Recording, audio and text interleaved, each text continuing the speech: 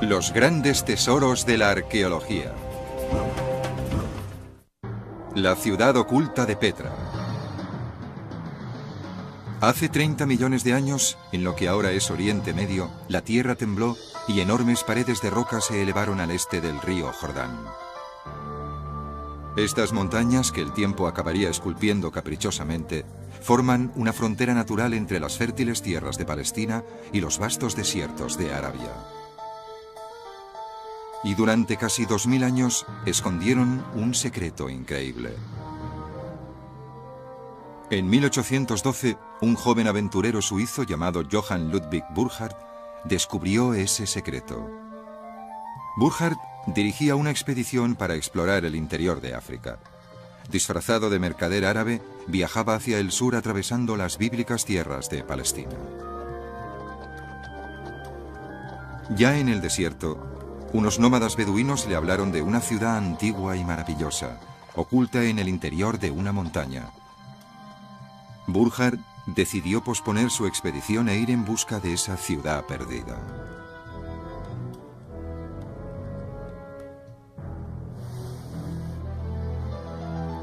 Sus guías le llevaron hasta un serpenteante desfiladero, tan estrecho que en algunos lugares el sol ni siquiera brillaba.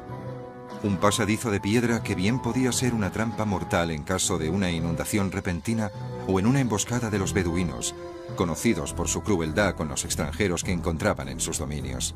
Burckhardt se enfrentaba a lo desconocido.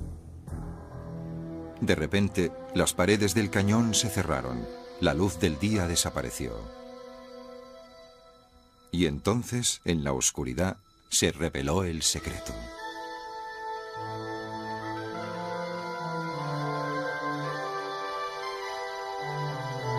El asombrado Burckhardt contempló una enorme estructura tallada directamente en la piedra de las montañas. Eso ya habría sido bastante sorprendente, pero solo era el principio. Al penetrar en las gargantas de arenisca, Burckhardt vio centenares de monumentos más, grandes edificios de increíble belleza, que se esparcían a lo largo de varios kilómetros en las paredes del cañón.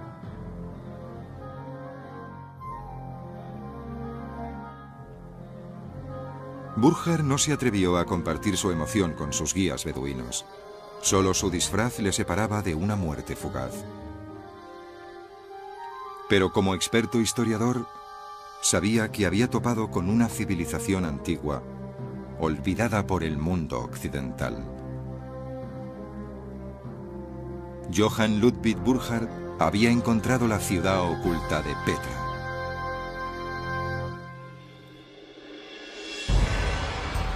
La ciudad oculta de Petra.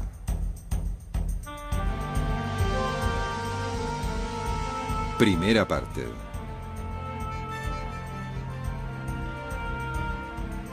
Un secreto en el desierto.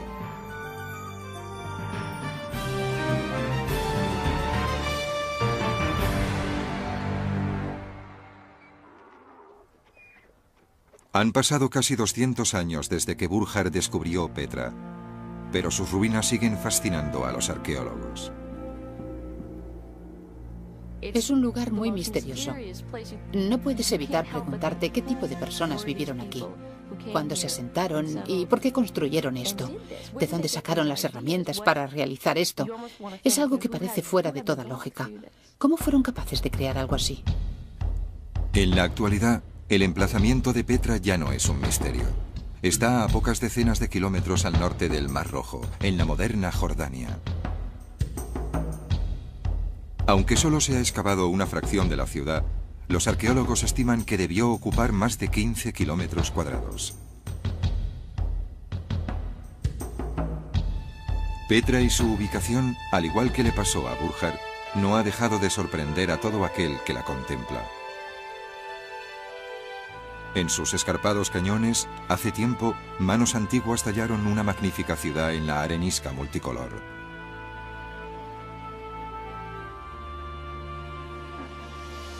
En el duro desierto, los constructores de Petra cincelaron un opulento escenario, curiosamente parecido a los grandes monumentos de Grecia y Roma.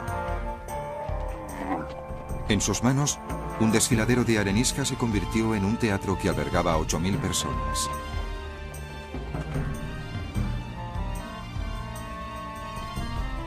La ladera de una montaña se convirtió en un enorme edificio de casi 45 metros de altura.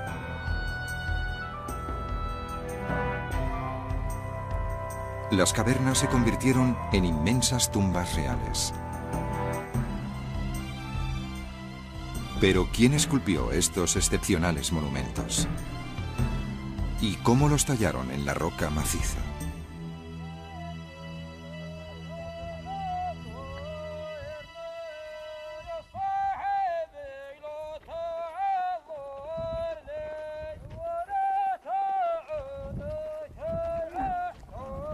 Durante siglos, los beduinos del sur de Jordania envolvieron la historia de Petra en un velo de leyenda.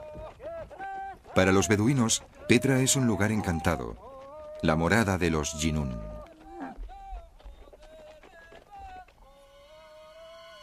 Los Jinún son los hombres del saco del folclore del desierto, demonios invisibles que embrujan lugares deshabitados, molestando a los humanos imprudentes.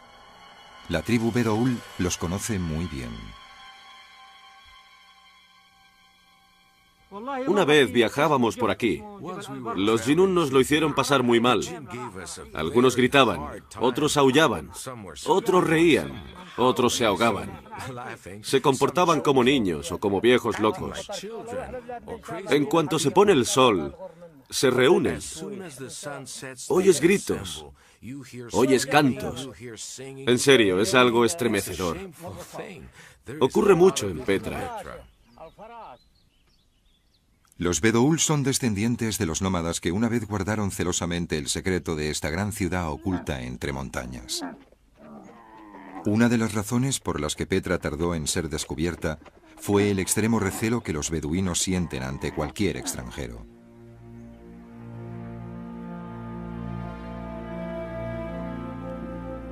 En el folclore Bedoul, Petra es el lugar donde Moisés abrió con su báculo la roca maciza para encontrar agua para su gente, como dice el Antiguo Testamento. Los Bedoul creen que el estrecho paso que siguió Burjar para llegar a la ciudad es la grieta provocada por el bastón de Moisés.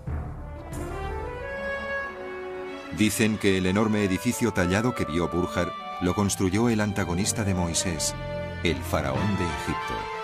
Cuando estudiamos los mitos de Petra, nos encontramos con el faraón. Porque toda Petra está relacionada con la historia del faraón de Egipto y su persecución a los hijos de Israel. Bueno, debería haberse ahogado en el Mar Rojo, pero según la leyenda popular, llegó hasta Petra. Los beduinos creen que el faraón escondió su enorme fortuna dentro de una urna en lo alto del edificio que llaman el Tesoro. La urna del tesoro está marcada por centenares de balas beduinas, disparadas durante siglos con la esperanza de que por los orificios dejara caer una lluvia de oro.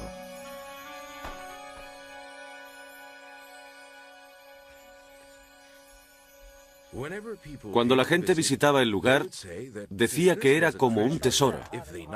Si derribaban la parte superior, el oro caería sobre ellos. Le disparaban, pero nunca cayó oro. Todo ello son tonterías. ¿Qué se esconde en la urna del tesoro? ¿Puede que esté en algún otro lugar de Petra? A pesar de las leyendas, nadie ha encontrado nunca nada. La urna es un conocido símbolo que se encuentra a menudo en las tumbas del mundo grecorromano. Presumiblemente, era el lugar donde se depositaban las cenizas o el espíritu del muerto. Y el tesoro es, con bastante seguridad, la tumba de uno de los antiguos reyes.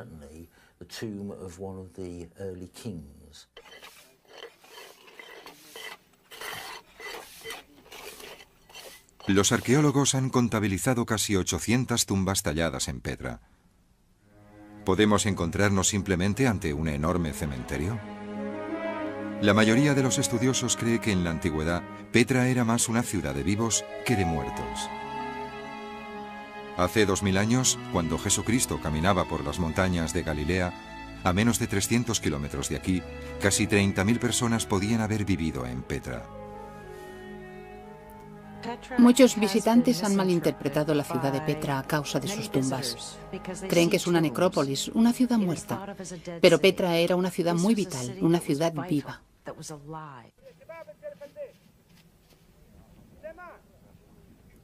En la actualidad, algunos fragmentos rotos, muy erosionados por el tiempo, son todo lo que ha quedado de lo que debió ser una espléndida civilización. Te enseñaré la escalera. La hemos reconstruido y se puede ver dónde estaba. Los arqueólogos de la Universidad Brown de Rhode Island intentan reconstruir la antigua Petra. Esperan reconstruir la ciudad con tecnología digital.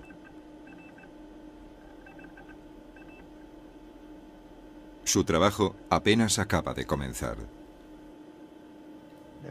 Ni siquiera se ha hecho un mapa completo de la antigua ciudad. Hay algunas partes que han sido perfiladas. Algunas excavaciones aquí y allá. Es como una gota de agua en el océano. Queremos conocer a la gente que vivió aquí y entender mejor sus costumbres.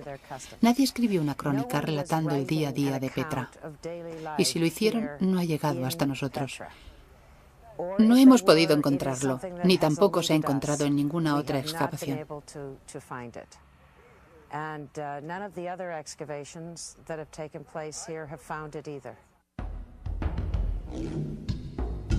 Algunas inscripciones y algunos textos antiguos nos hablan de unos reyes poderosos que gobernaban en democracia, de dioses omnipotentes y suntuosos banquetes, de grandes triunfos sobre enemigos y de mujeres con derecho a tener propiedades.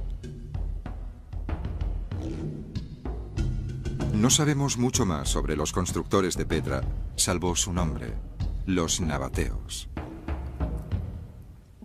Una de las cosas interesantes sobre los nabateos de Petra es que nadie sabe precisar su origen.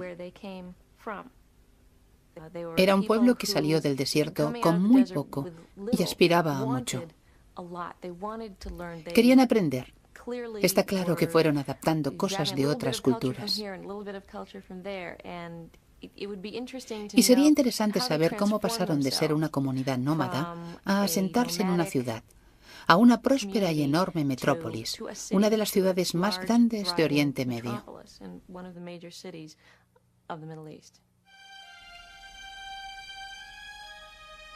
Lo poco que sabemos sobre los nabateos nos revela talentos y riquezas admirables que les permitió construir una magnífica ciudad en uno de los ambientes más inhóspitos de la Tierra. Pero, ¿por qué aquí? ¿Y quiénes fueron esas misteriosas y notables personas que soportaron la dureza del desierto para tallar su ciudad inmortal en roca maciza?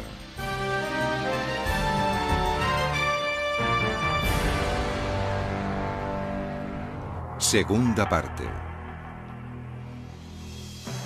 Jinetes en la arena.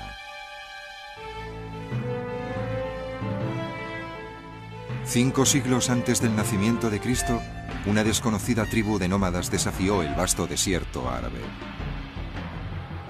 Se llamaban a sí mismos los Nabatu. Los griegos les llamaban nabateos. Hasta hoy, nadie sabe de dónde salieron ni qué les llevó a alcanzar tan extraordinarios logros.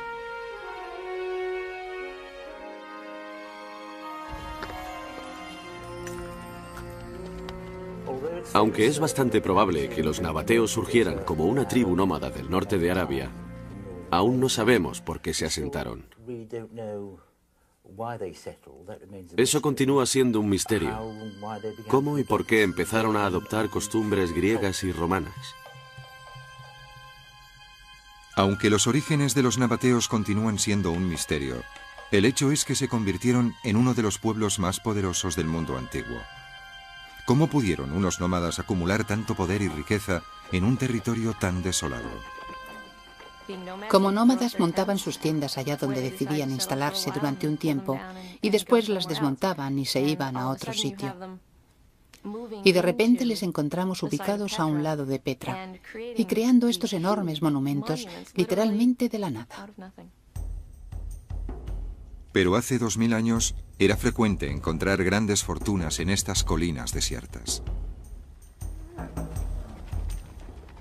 En la antigüedad, el comercio era la fuente de riqueza del desierto. Las caravanas cruzaban incansablemente Oriente Medio, llevando cargas preciosas de tierras distantes. En el desierto, el control de las rutas comerciales era la llave de la prosperidad. Entre los nómadas estaba establecido el cobro del peaje a las caravanas que cruzaban las rutas de paso. Esto se convirtió en su principal fuente de ingresos. Esta práctica estaba muy extendida en el mundo beduino. Se trataba de explotar cualquier recurso que permitiera ampliar la economía. Pero mientras que las otras tribus se contentaban con apropiarse solo de los bienes de sus vecinos, los nabateos pronto comenzaron a ejercer el pillaje y el comercio por todo Oriente Próximo. Incluso se convirtieron en piratas, asaltando barcos mercantes en el Mar Rojo, hasta que las fuerzas marítimas egipcias les detuvieron. Desde el principio, los nabateos fueron unos nómadas ambiciosos. Pronto dominaron un vasto territorio que se extendía desde Damasco al norte, hasta Arabia Saudí al sur y al este, y hasta la península del Sinaí en el oeste. Alrededor del año 300 a.C., construyeron la ciudad de Petra, estratégicamente situada en el único lugar por el que las caravanas podían pasar entre las escarpadas montañas del este de Jordania. Querían exhibir su nueva riqueza, su recién adquirida importancia en Oriente Medio, y la mejor manera de hacerlo era construyendo.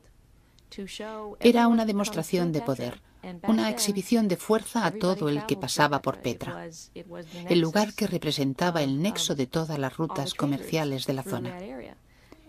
¿Y qué mejor manera de exhibir el nuevo poder de su gente que construir esos impresionantes edificios? Pero para que Petra sobreviviese, era necesario solucionar un gran problema.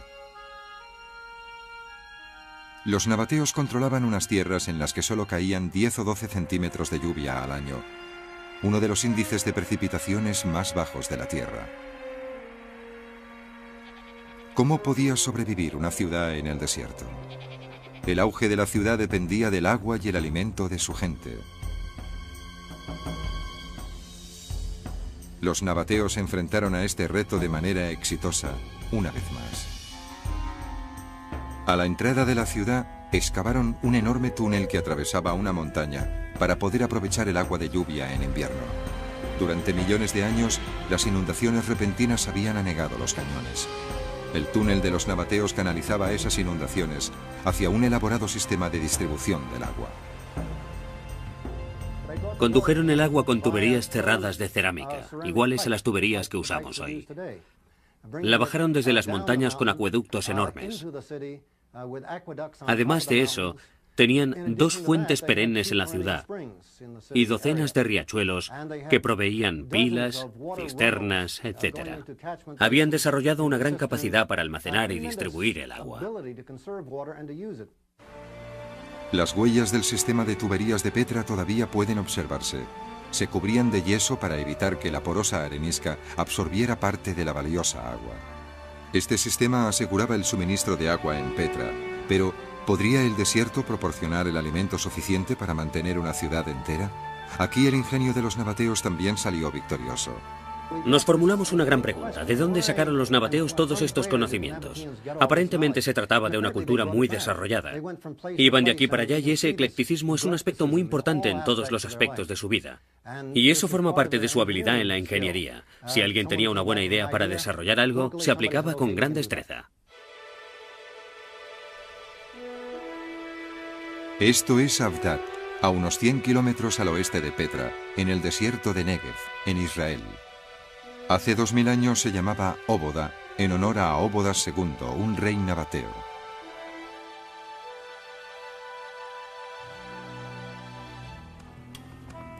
La antigua Óboda era una fortaleza nabatea y un centro comercial. Desde su ciudadela, soldados montados en camellos patrullaban las rutas de caravanas. Y en Óboda, los nabateos hicieron florecer el desierto. Hoy en día, los pistachos, las almendras y otras cosechas aún crecen en Abdad, regadas por el antiguo sistema de irrigación de los nabateos. En los valles donde se acumulaba el agua de la lluvia, los granjeros nabateos construyeron redes de diques y embalses para almacenarla.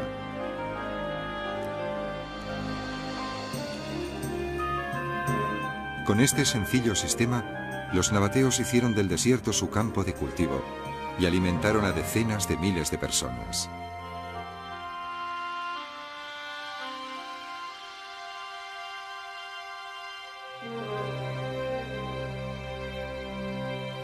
Vimos docenas de campos de trilla, donde se preparaba el grano para llevarlo al mercado. Vimos acueductos que nunca se habían visto, para transportar el agua por un sistema de tuberías presurizado que llegaría a zonas más lejanas. Vimos caminos, algunos solo para peatones, algunos para camellos, otros sobre los que circulaban vehículos con ruedas que llegaban a Petra desde casi todos los ángulos del globo terrestre.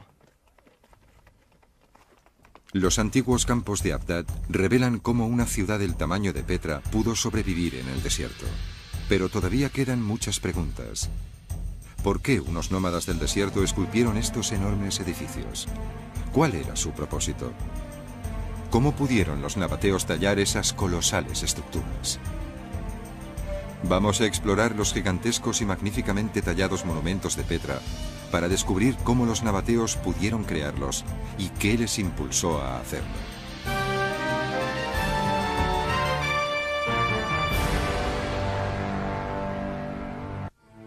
Tercera parte. De roca maciza. Los arqueólogos creen que la mayor parte de los 800 monumentos tallados de Petra eran tumbas. La presencia de tantas tumbas ha hecho que algunos crean que Petra no era una ciudad para los vivos, sino un auténtico cementerio, como el Valle de los Reyes de Egipto. Pero la mayoría de los estudiosos cree que las tumbas de Petra no estaban rodeadas de un silencio sagrado, sino del ruidoso ajetreo de una metrópolis. Los reyes nabateos construyeron Petra no para prepararse para el otro mundo, sino para alardear de su riqueza y su estatus en este. Sus vecinos tenían unos enormes sepulcros y cosas de ese tipo. Los nabateos tenían que superarlos, así que nos encontramos que todos los riscos que rodean la base rocosa de Petra están adornados con monumentos funerarios. Fueran cuales fueran sus motivos para esta obra a gran escala, los nabateos dedicaron su aparentemente ilimitada energía a esta tarea. En sus cañones de arenisca tallaron las tumbas sobre roca maciza. Hoy en día, aún se ven los golpes de cincel que hace siglos esculpieron un mausoleo familiar. En estas tumbas, los muertos se unían a sus ancestros en el sueño eterno, mientras los vivos celebraban banquetes en su honor. Algunas tumbas eran de un tamaño relativamente modesto. Otras eran de proporciones asombrosas. Con técnicas ingeniosas y grandes esfuerzos, los nabateos convirtieron laderas enteras en monumentos. Las fachadas de las tumbas están trabajadas en la roca de arriba a abajo. Tuvieron que utilizar algún tipo de andamiaje o alguna escalera de varias decenas de metros. Se empieza tallando algunos surcos en la roca. El objetivo es poder insertar madera en ellos, mojarla, y que cuando se expanda rompa algunos bloques. Lo que hoy nos parecen cicatrices en la mayoría de las tumbas son las perforaciones que quedan tras haber agrietado la roca. El trabajo final se hace cincelándolo. Literalmente se esculpe.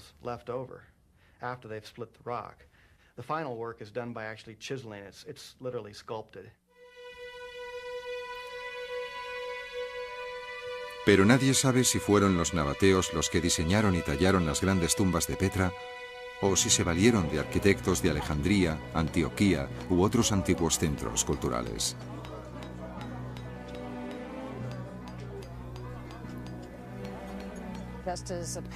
Igual que en la actualidad, la moda de París puede verse en las lujosas tiendas de la Quinta Avenida de Nueva York, los diseños y el arte de Grecia pudieron llegar a Petra de la mano de algunos arquitectos y artistas contratados por los reyes que gobernaban en este lugar. Sin embargo, estos monumentos son nabateos, construidos según principios clásicos.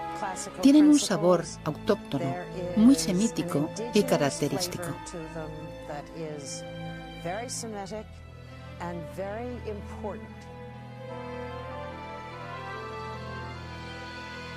Uno de los grandes misterios de Petra es el origen de sus modelos arquitectónicos, porque usaron un poco de todo. Encontramos materiales egipcios, pero también se encuentran materiales que parecen mesopotámicos. Y además hallamos un estilo grecorromano. Pocas cosas en este mundo se desarrollan como predecimos. Los habitantes de Petra no eran conscientes de su contribución a la humanidad. Su escritura, una forma de arameo en semicursiva, acabaría desarrollándose hasta ser la base de la escritura árabe moderna. Los árabes desarrollaron una importante tradición poética. Sin embargo, el árabe solo sería extensamente conocido después de que las palabras de Mahoma fueran recogidas por escrito a principios del siglo VII. Unos 100 años después, en el 720, un farmacéutico árabe llamado Abu Shafar inventó el ácido sulfúrico y el nítrico. Sin estos productos químicos, nuestra sociedad no tendría pintura, plástico o detergente. La existencia del Corán y su difusión hicieron posible que el árabe se convirtiera en una de las lenguas más habladas del mundo. Hoy en día, más de 175 millones de personas hablan árabe y practican la religión del Islam, cuyo libro sagrado es el Corán. Pero en la antigüedad, el gran centro de Petra era su teatro, de un diseño puramente grecorromano, con capacidad para 8.000 personas.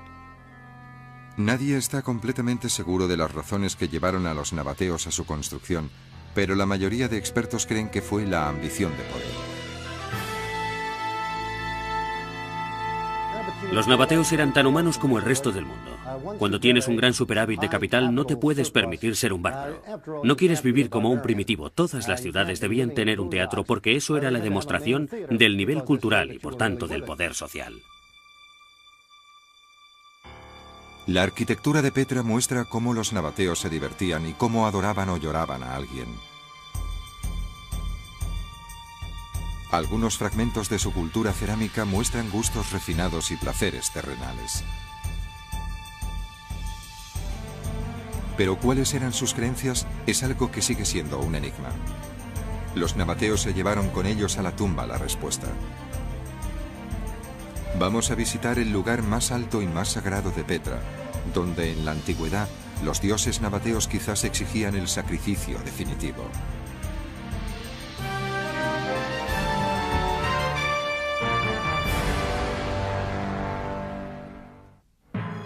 Cuarta parte. Dioses exigentes.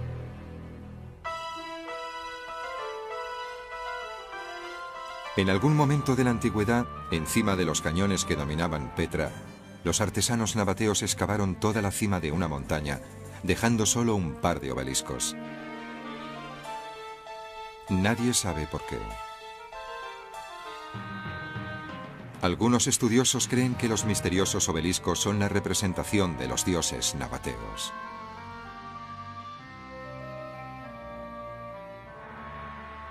La religión es otro de los misterios de Petra. Prácticamente no tenemos ningún tipo de testimonio sobre su religión. Hallamos inscripciones que mencionan varias deidades y hay esculturas por todas partes que la representan.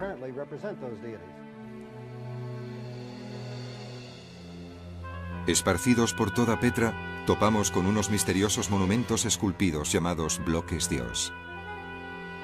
Los dioses de los nómadas del antiguo Oriente Próximo prohibían que sus adoradores supieran sus nombres o contemplasen sus rostros.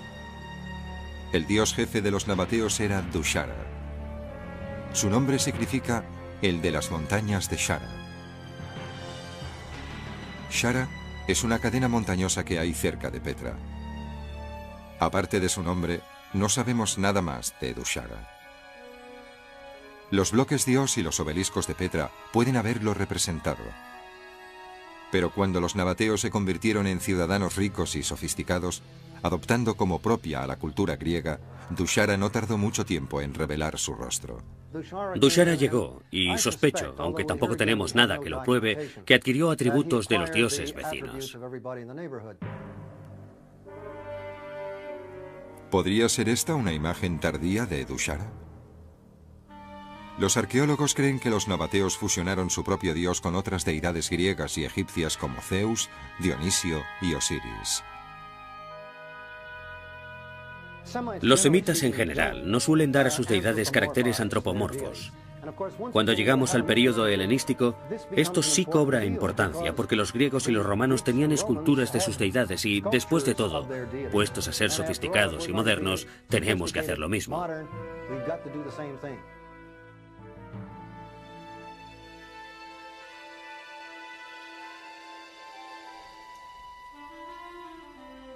Pero incluso los sofisticados nabateos podrían haber celebrado algunos rituales bastante siniestros.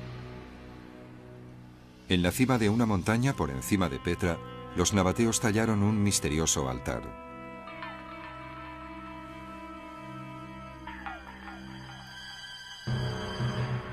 Era casi con seguridad un lugar para el sacrificio, donde los sacerdotes de Petra hacían ofrendas a sus dioses.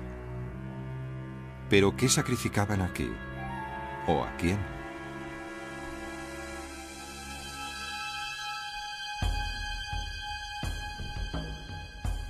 La Biblia habla de sacrificios humanos generalizados en la antigua tierra de Canaán, al otro lado del río Jordán, frente a la tierra de los nabateos.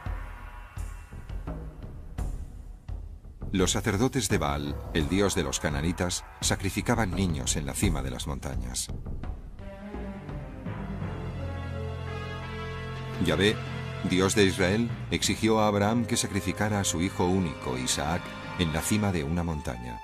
En el último momento, Yahvé le dio un carnero como sustituto.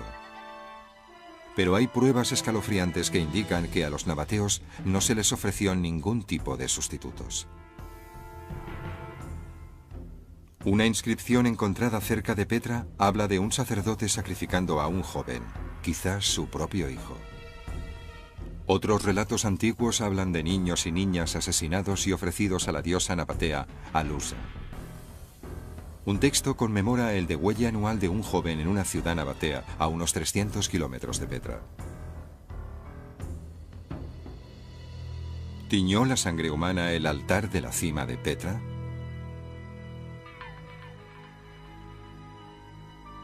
¿Son los obeliscos de Petra imágenes primitivas de los dioses esperando en vano la sangre de los infantes de Petra?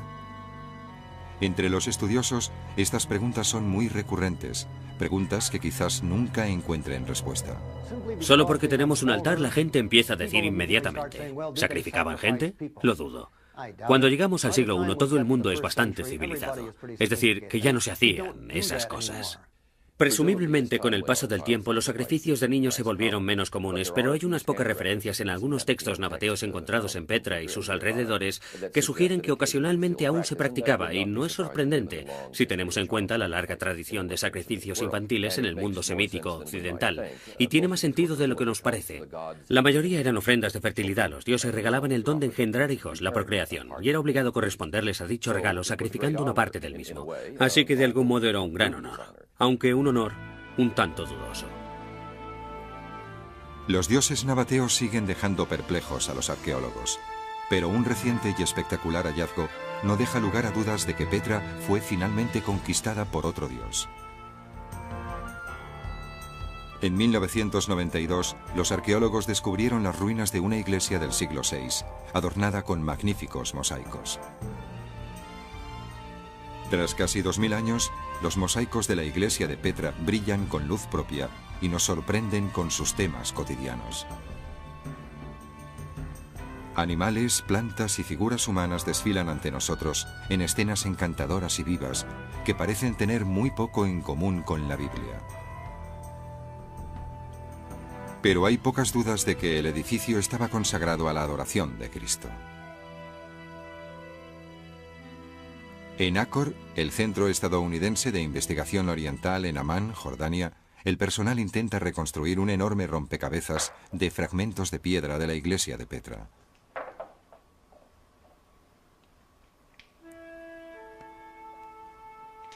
A medida que progresa el trabajo de restauración, se revela la gran maestría de la escultura en piedra.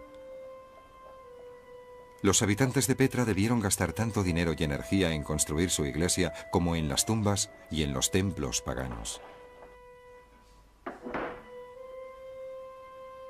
Pero más allá de sus esplendores artísticos, la iglesia de Petra ha traído consigo un descubrimiento incluso más impresionante.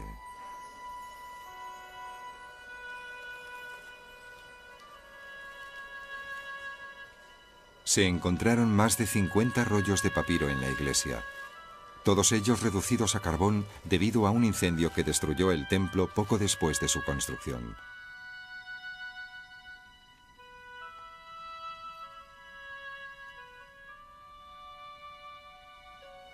En un laboratorio especial del Centro de Investigación, un equipo de estudiosos está separando cuidadosamente las capas calcinadas de los rollos y preparándolos para ser traducidos.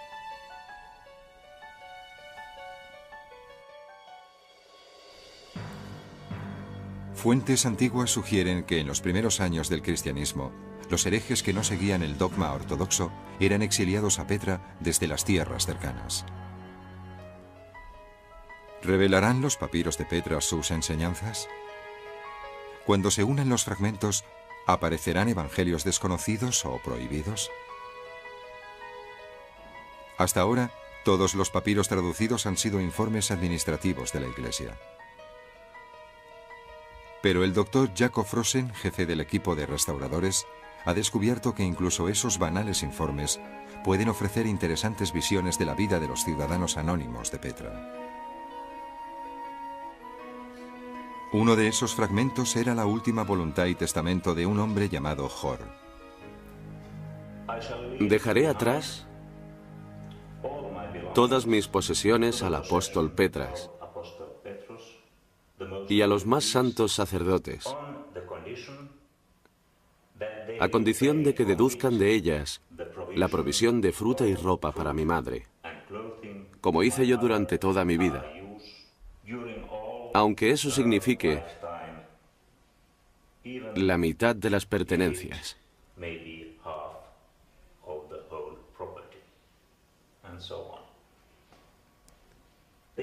Estos textos son importantes para los arqueólogos porque nos hablan sobre los terrenos, las casas, las iglesias y los monasterios de Petra y de los alrededores. Por ejemplo, tenemos muchas divisiones de propiedad con una descripción muy precisa de los terrenos y de sus alrededores. Y por eso sabemos exactamente quién vivía en algunas partes de Petra y dónde estaban las iglesias y los monasterios.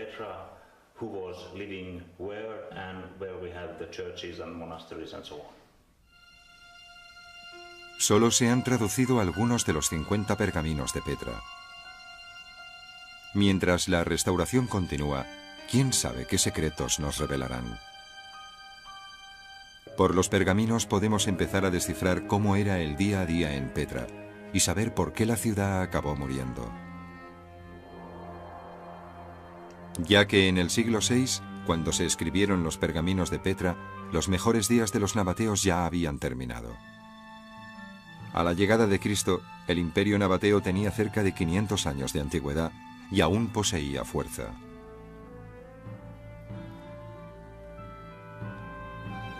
Pero la prosperidad de los nabateos iba a costarles su independencia. Los habitantes de Petra se habían vuelto tan ricos gracias a los impuestos sobre las caravanas que atrajeron la atención del imperio más poderoso del mundo, el Imperio Romano. A los todopoderosos romanos Petra les empezaba a molestar. Estaban cansados de pagar precios más caros por los artículos que cruzaban el territorio nabateo. Los emperadores romanos decidieron que si las caravanas pagaban impuestos a los nabateos, los nabateos debían pagar impuestos a Roma. Las legiones marcharon sobre Petra. Se enviaron 2 expediciones para conquistar Petra. La primera fue sobornada y la segunda estaba a mitad de camino cuando murió el emperador y tuvieron que dar media vuelta. Pero los romanos lo que realmente pretendían era controlar toda esta zona. Finalmente, cuando el rey nabateo murió en el año 106 después de Cristo, el emperador Trajano envió una legión a anunciar que a partir de entonces Petra pasaba a depender de Roma. Los nabateos no tenían otra elección que aceptar el mando de Roma. Petra empezó su nueva andadura como capital de la provincia romana Arabea Petraea. Los romanos construyeron una calzada que atravesaba la ciudad. Instauraron un gobernador y prudentemente permitieron que los nabateos continuasen con su trabajo como siempre.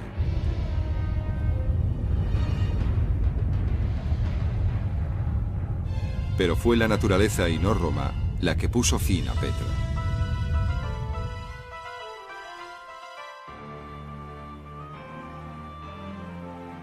Según los relatos antiguos, a las 9 de la noche del 19 de mayo del año 363 después de Cristo, un terremoto sacudió Petra. Al menos la mitad de la ciudad fue destruida.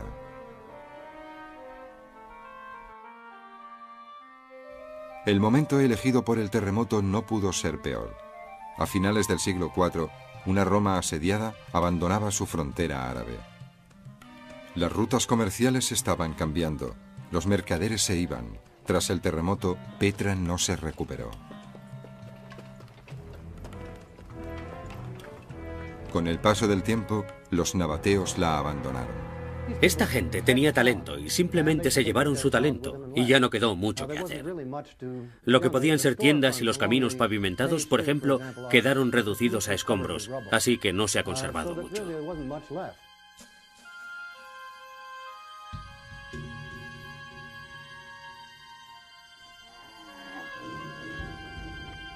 En el siglo VII, cuando los ejércitos de Mahoma difundieron el Islam, Petra ya se había convertido en una ciudad oculta entre montañas. Los nabateos habían desaparecido en el desierto tan misteriosamente como habían emergido de él, pero no sin dejar un legado final para Oriente Medio. El alfabeto nabateo evolucionó hasta convertirse en el alfabeto árabe, la lengua que hoy hablan millones de personas, desde Marruecos hasta el Golfo Pérsico.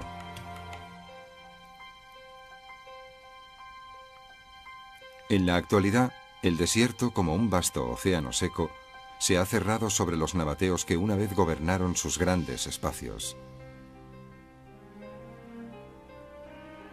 La vida ha vuelto a su ritmo eterno, mientras los arqueólogos no han dejado de sorprenderse con los misterios de Petra. ¿Qué les ocurrió a los nabateos? No lo sé. Prefiero pensar que todavía continúan allí. ¿La gente con la que convivimos cuando excavamos son los descendientes de los nabateos? Me gustaría creer que sí. Están muy orgullosos de su Petra. Este es su hogar.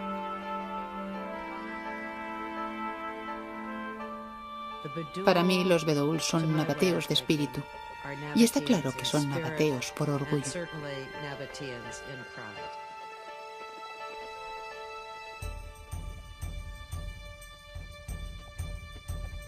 Puede que nunca comprendamos completamente a los nabateos.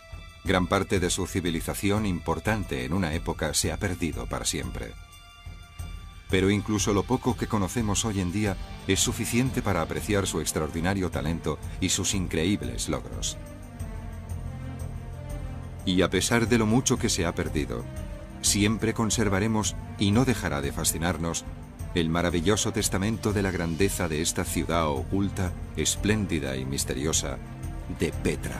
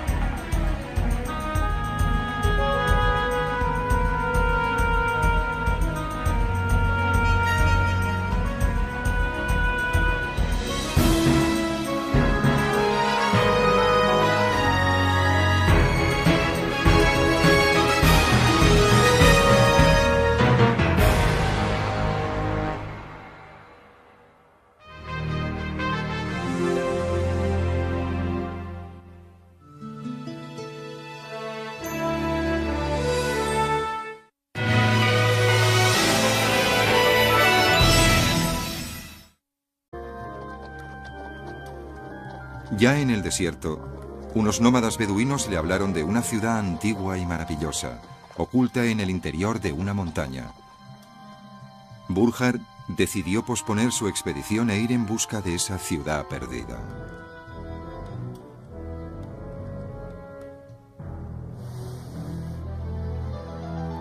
Sus guías le llevaron hasta un serpenteante desfiladero, tan estrecho que en algunos lugares el sol ni siquiera brillaba. Un pasadizo de piedra que bien podía ser una trampa mortal en caso de una inundación repentina o en una emboscada de los beduinos, conocidos por su crueldad con los extranjeros que encontraban en sus dominios. Burckhardt se enfrentaba a lo desconocido. De repente, las paredes del cañón se cerraron. La luz del día desapareció. Y entonces, en la oscuridad, se reveló el secreto.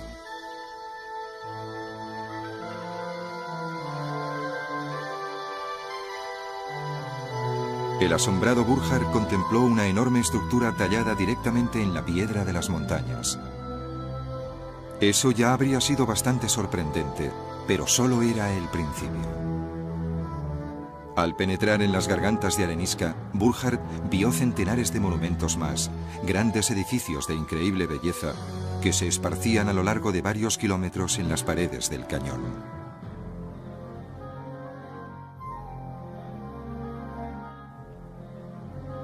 Burckhardt no se atrevió a compartir su emoción con sus guías beduinos. Solo su disfraz le separaba de una muerte fugaz. Pero como experto historiador, sabía que había topado con una civilización antigua, olvidada por el mundo occidental. Johann Ludwig Burckhardt había encontrado la ciudad oculta de Petra.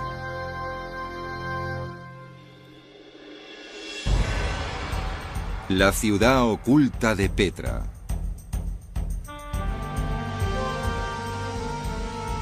Primera parte.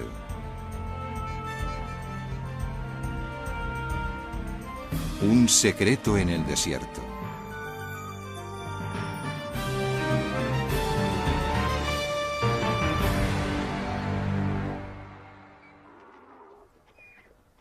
Han pasado casi 200 años desde que Burckhardt descubrió Petra, pero sus ruinas siguen fascinando a los arqueólogos. Es un lugar muy misterioso. No puedes evitar preguntarte qué tipo de personas vivieron aquí, cuándo se asentaron y por qué construyeron esto, de dónde sacaron las herramientas para realizar esto. Es algo que parece fuera de toda lógica. ¿Cómo fueron capaces de crear algo así? En la actualidad, el emplazamiento de Petra ya no es un misterio. Está a pocas decenas de kilómetros al norte del Mar Rojo, en la moderna Jordania.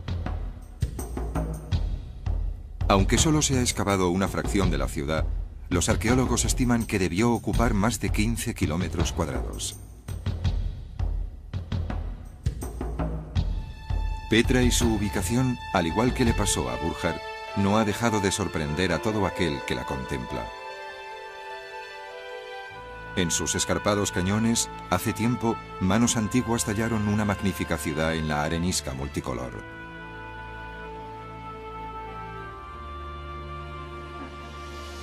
En el duro desierto, los constructores de Petra cincelaron un opulento escenario, curiosamente parecido a los grandes monumentos de Grecia y Roma. En sus manos, un desfiladero de arenisca se convirtió en un teatro que albergaba a 8.000 personas.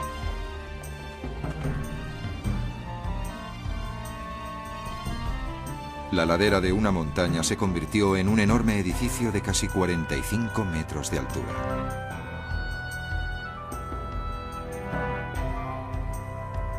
Las cavernas se convirtieron en inmensas tumbas reales. Pero ¿quién esculpió estos excepcionales monumentos? ¿Y cómo los tallaron en la roca maciza?